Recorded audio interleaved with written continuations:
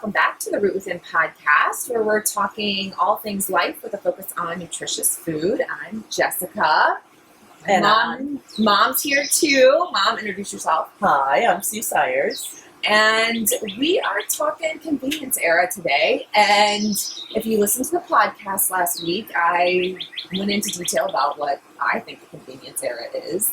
But I wanted to dive a little deeper with Mom because she raised two kids during convenience era. So I wanted to, for all the moms out there, and most of the moms in my age range were raised by moms that started working, right? Absolutely. So do you have a definition of the convenience era? I would say that we were pulled in so many different directions during that time that if we weren't trying to prepare for work or school or what have you, there was no time to prepare for food. It just wasn't a priority.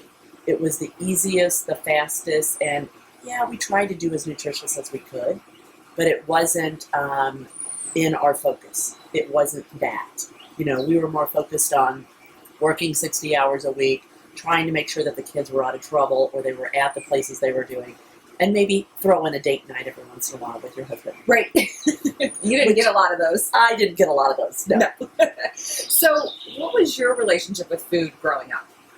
So I had a father that cooked the majority of the meals. My mom wasn't the best at choosing the right types of foods for us, and I think maybe that had to do with our finances.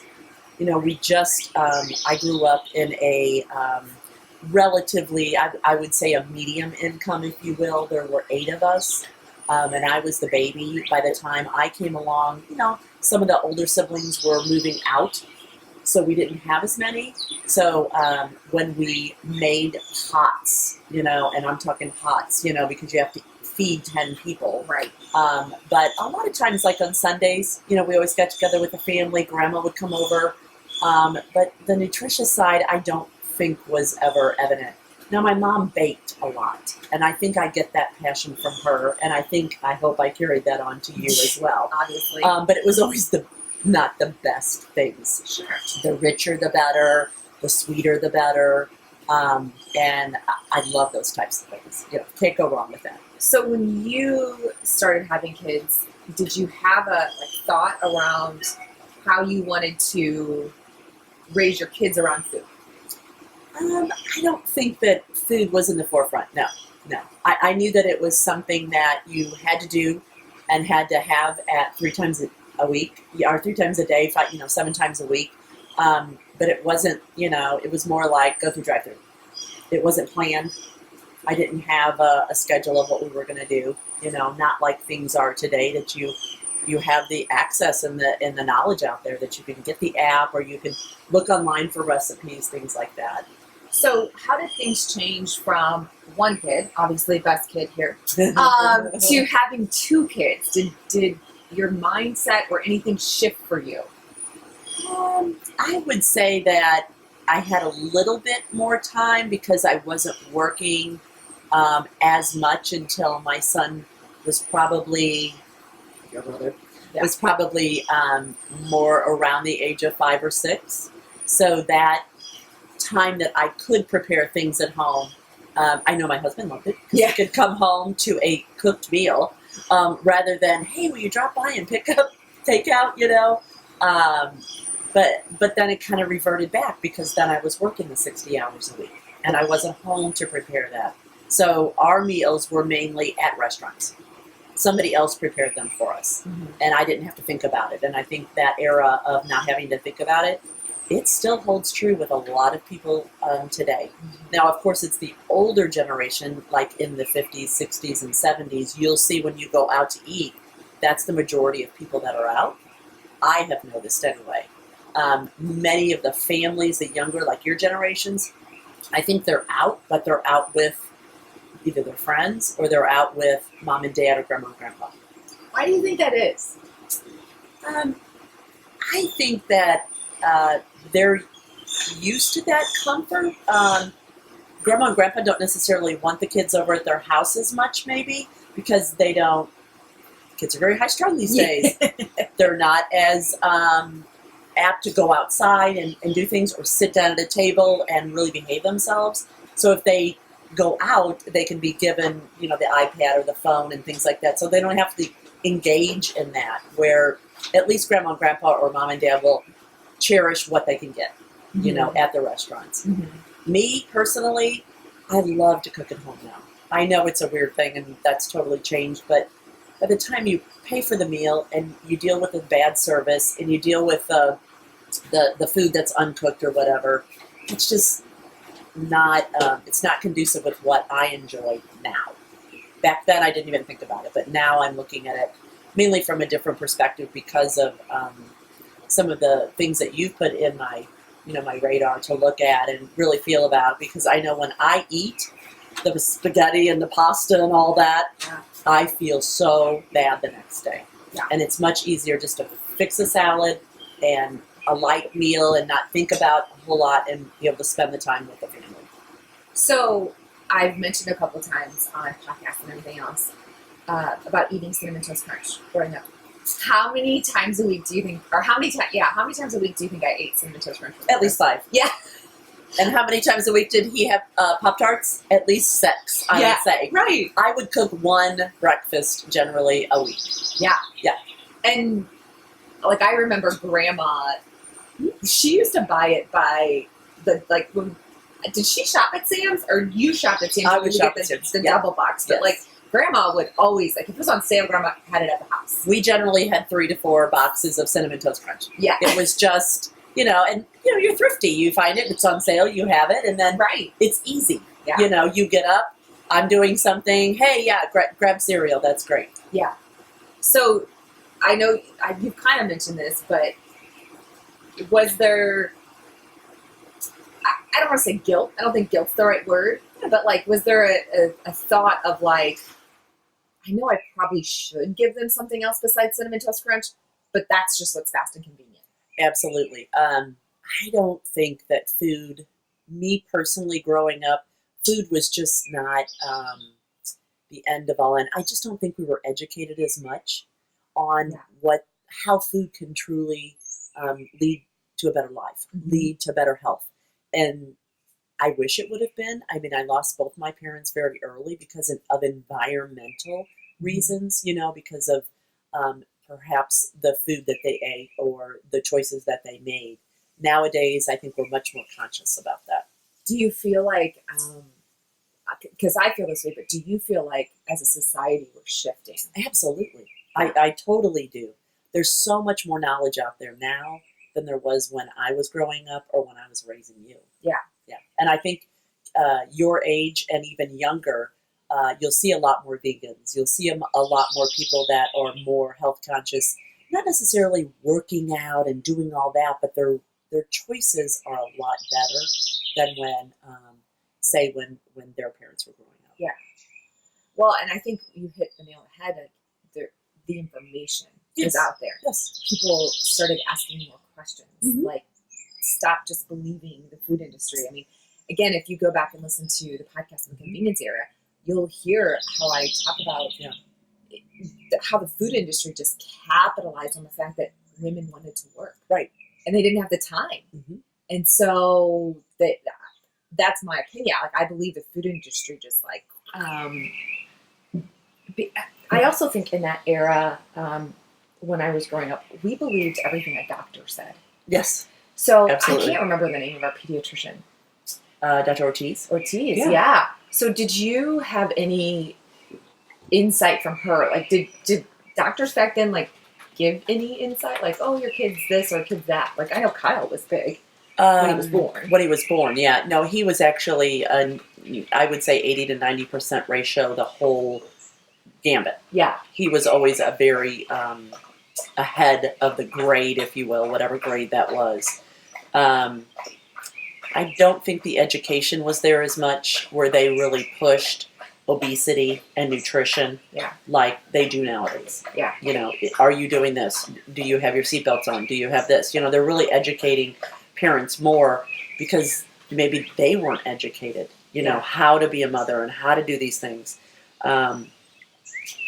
I truly think that that's a plus Yeah. for parents.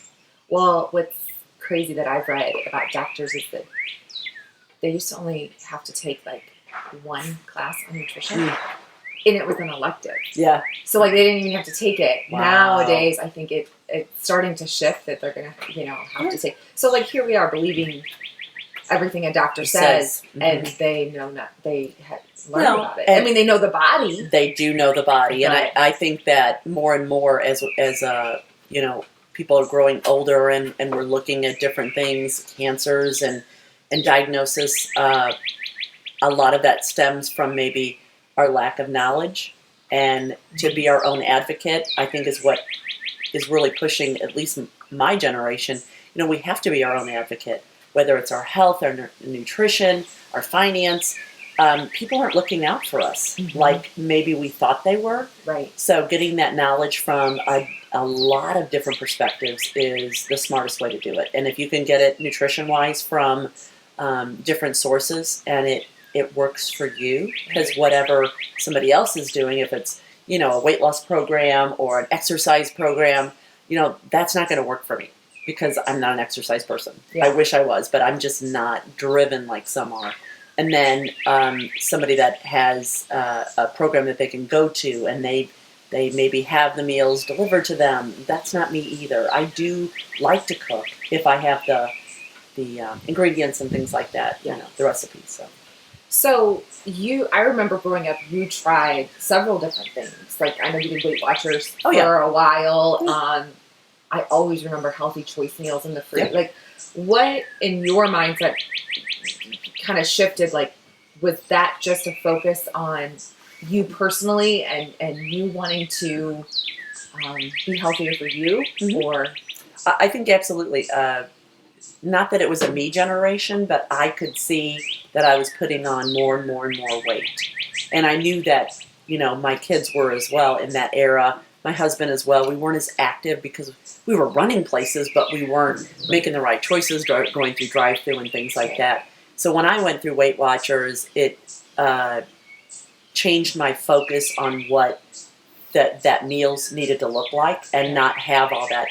Unfortunately, the healthy choices in that, they were full of carbs and things that I didn't educate Sodium, myself. yeah. Sodium, which is just so big. But at least I tried, Yeah. to do what we could. And I think we did more fresh fruits, and that kind of, that which educated me with Weight Watchers was more the fresh fruits and things like that. Yeah. I didn't have it growing up, and I know we didn't at the beginning of what we No. were.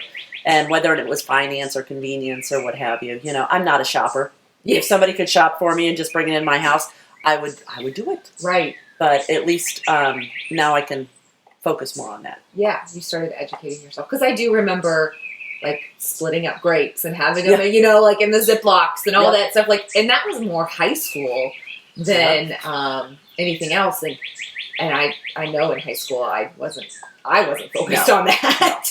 No, and I think it's convenience too. Right. Hey, do you want to bring your lunch? No, I'm just going to have pizza. Right. Do you want to bring these grapes and these carrots? They're already prepackaged, celery. It's not I'm going not to be bringing that. People Yeah. will be looking at me. I'd much rather just go and get a soda. I so wish I was the kid back then, though, that was like, I'll bring the grapes. Right. Because I definitely had the gumption, maybe, or the balls, if you will. Yeah, Because if you ask Rusty, he hated me in high school. Just because I was a loudmouth, what. Oh, I don't know where you get that from. So do you have any tips for moms or any advice as a mom who raised me, but someone that maybe wasn't health conscious then but is now? Mm-hmm. Mm-hmm. Yeah, I wasn't as focused on that or necessarily the nutrition for my children. I was more get good grades, be a good student, here are my values, make sure you're getting along with other people. Where nowadays it stems from your nutrition, your whole being of your body, the way you present yourself. Your lack of confidence is going to revolve around a lot of what you're putting into your body, and how you're exercising or how you're getting outside, and not focus on the electronics, let's say, because we are focused more on that. Yes, educate yourself, but then go and do something and focus on it. Make goals. That would be one of my lack of, I guess, when I was raising you and Kyle. We did have goals. Let's make sure we're in first place. Let's make sure we get all A's or all B's. But we have more knowledge nowadays on how to get to that. Right. We push ourselves and push ourselves, but when we fail, it's okay to fail. We fail something every single day. It's the knowledge and the confidence to get back up and try again. Right. I learned that from Weight Watchers. I learned that from life, and how you can succeed if you just keep going forward. Right. Don't beat yourself up every day. Right. And that's exactly what I try to help people with too. Is one, don't like emotionally eat, but if you have to, get up tomorrow and get back on track. Right. I had a client this past week, and she said, I enjoyed my Memorial Day. I had a meal with friends. Yeah. And I go, great. Sure. She goes, and what was great about it is it was at a friend's house. Uh-huh. So all of those leftovers weren't at my house. So I didn't feel the need to overindulge. I got up the next day and I was back on track. And I'm Right. like, that's life. You've got to do that, but you got to know to get back up Right. the next day. That's exactly right. Nice. Well, Mom, thank you. This has been a pleasure. Yeah. I enjoyed it. Thank you. Oh. So next week we're talking about intuitive eating, which is listening to your body. And really that's what I am all about, is just listening to your body. So make sure you tune in and subscribe to the podcast. Also head over to sagerootnutrition.com, subscribe to get your free audio on how to choose the right health path for you. It's a quick listen. All you got to do is, listen and help answer the most important questions. So I hope you all have a great week, and I will see you soon.